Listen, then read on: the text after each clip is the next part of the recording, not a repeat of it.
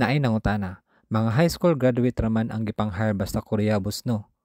Ay mangutana sa ako ni Modul, kisa po'y nagstorya ni mo ana. Huy, atik lang.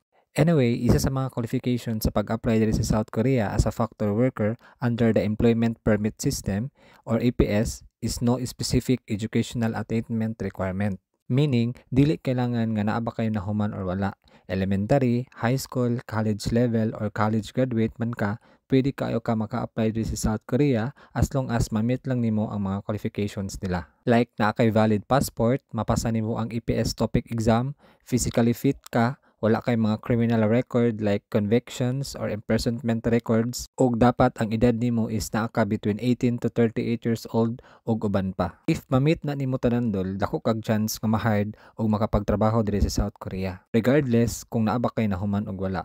Ug syempre, mas advantageous gyud tong taas-taas pud kag naeskwelahan, at least nakatungtong ra kag high school ba. Like having a basic education can be beneficial for understanding instructions, adapting to the work environment, and also improving your chances of advancement within the company.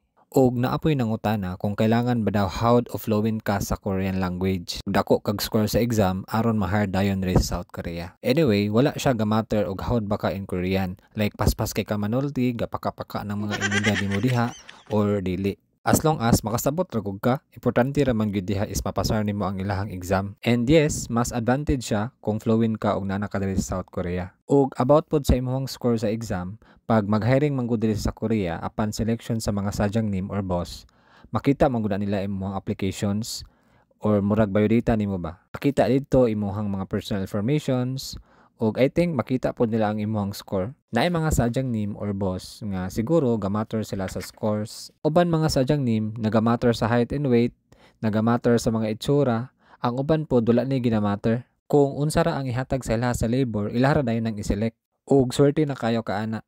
Makita man sana sa inyong mga account dol if na-hired na mo.